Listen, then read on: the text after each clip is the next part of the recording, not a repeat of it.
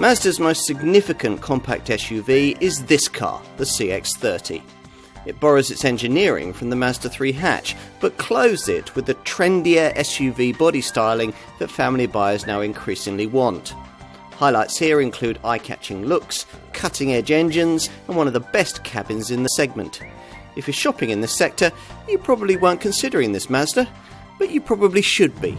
It wasn't very long ago that we advised you to abandon all hope of driving enjoyment if you came in search of a compact SUV. This CX-30 sets out to prove it doesn't have to be that way. And it starts off with the huge advantage of being based on what is, in our view, currently the best handling family hatch in the segment, the Mazda 3. Like that car, it offers buyers a couple of 2-litre, mild hybrid embellished Skyactiv petrol engines, but there's no diesel, and a real driver-orientated vibe. That's thanks to a lovely wrist flick 6-speed manual gear change. A 6-speed auto is optional, plus feel some steering, perfect pedal placement, and an effective G-vectoring control plus torque vectoring system to help you to get the power down through the bends.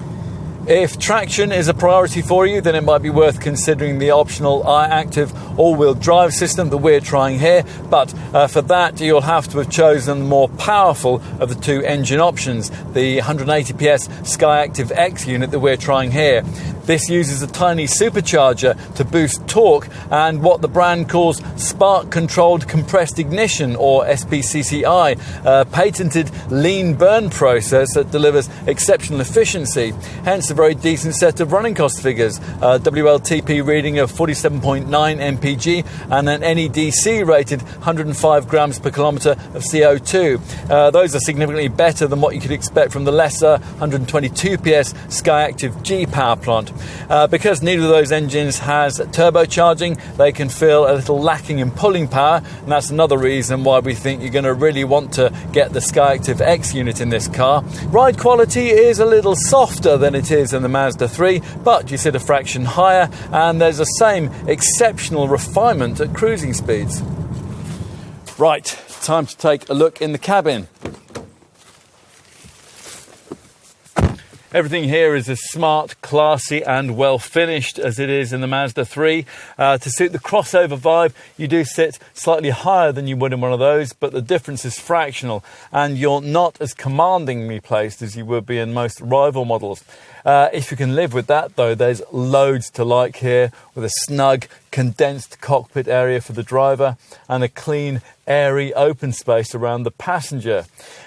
Breaking with convention is Mazda's decision not to use touchscreen functionality for the 8.8-inch centre dash monitor. We agree with them that using this command control rotary dial is less distracting to the driver. Ergonomically, the design of this interior is near perfect and it's well equipped. A head-up driving display is standard across the range, as is cushion tilt adjustment for the supportive seat. Over-the-shoulder visibility, that isn't perfect, but blind spot monitoring has been standardised to compensate for that. So it's mostly all good. Where the design proposition of this model's Mazda 3 sister car started to slightly unravel, though, was when it came to rear seat space. So can this CX-30 do better?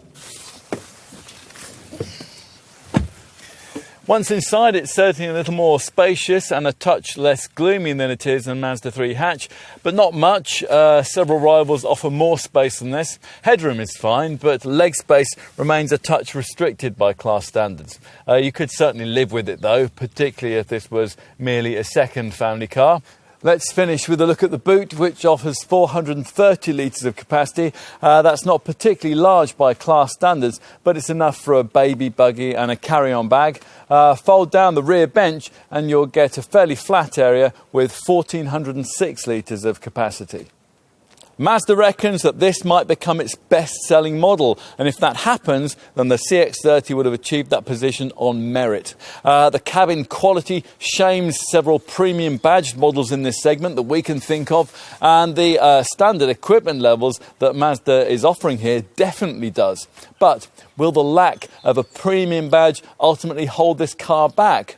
Well, its close rival, Toyota CHR, has already proved that that needn't be an impediment. As with any SUV of this sort, you're paying a premium for the looks and for a bit of extra space, but the CX-30 feels worthy of it. We think it absolutely has to be on your shortlist amongst crossovers of this kind.